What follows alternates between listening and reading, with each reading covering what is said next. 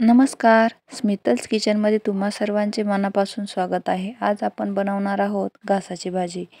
तर इथे मी घासाची भाजी स्वच्छ निवडून घेतलेली आहे आणि ती मस्त पाण्याने स्वच्छ धुवून घेत आहे।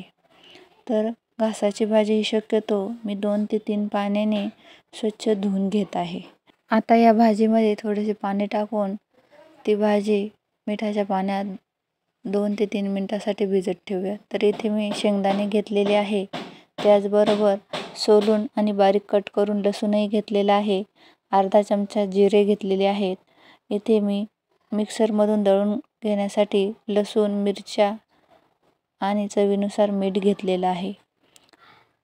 तर आता आपण साहित्य तर बघून झाले, चला तर मग आता भाजी बनवायला सुरुवात करूया। इथे मी एक कढई गरम करायला ठेवून त्यामध्ये 2 चमचे तेल टाकून घेत आहे।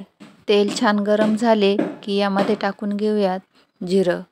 जिरंही छान फुलले गेलेलं आहे, तुम्ही बघू शकता। आता यामध्ये टाकून घेऊयात आपण बारीक कट करून घेतलेल्या लसणाच्या पाकळ्या।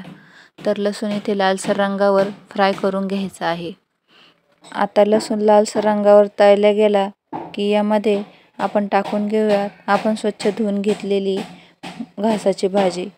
तर या ठिकाणी मी सर्व भाजी टाकून घेत आहे। तर तुम्ही बघू शकता या ठिकाणी मी भाजी टाकून घेतलेली आहे।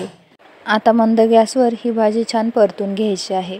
भाजी परतताना गॅसची फ्लेम ही मीडियमच असायला हवी, म्हणजे भाजी छान परतल्या जाते। आता या ठिकाणी तुम्ही बघू शकता भाजी 2 ते 3 मिनिटांसाठी परतून घ्यायची आहे। त्याचबरोबर मी इकडे लगेच 2 ते 3 हिरव्या मिरच्या आणि त्यासोबत 2-4 लसणाच्या पाकळ्या या ठिकाणी मिक्सरमधून बारीक करून घेत आहे। त्याचबरोबर या ठिकाणी मी शेंगदाणे टाकून घेत आहे आणि दरदरीत फिरवून घेत आहे। तर हे सगळं मिश्रण आपण या घासाच्या भाजीमध्ये टाकून घेऊया। तर तुम्ही बघू शकता या ठिकाणी मी हे मिश्रण यामध्ये भाजीमध्ये टाकून एकजीव होऊस्तोवर परतून घेत आहे। त्याचबरोबर या ठिकाणी मी लगेच मीठही टाकून घेत आहे आणि थोडेसे मिक्सरचं भांडं धुवून यामध्ये थोडेसे पाणी ॲड करून घेत आहे। अशा प्रकारे भाजी मंद आचेवर 10 ते 15 मिनिटांसाठी शिजून घ्यायची आहे आणि तुम्ही बघू शकता आपली भाजी शिजून तयार आहे। अशाच प्रकारे घासाची भाजी खायला एक नंबर लागते आणि इतकी छान चव लागते की काय सांगू। अशा प्रकारे आपली भाजी शिजून तयार आहे। चला तर मग सर्व करून घेऊया। तर या ठिकाणी तुम्ही बघू शकता खूप छान दिसते आपली घासाची भाजी आणि त्याचबरोबर खायलाही एकदम झकास लागते। तर अशाच नवनवीन भाजीचे व्हिडिओ पाहण्यासाठी आपल्या चॅनलला लाईक करा, शेअर करा, त्याचबरोबर सबस्क्राईब करायला विसरू नका। धन्यवाद।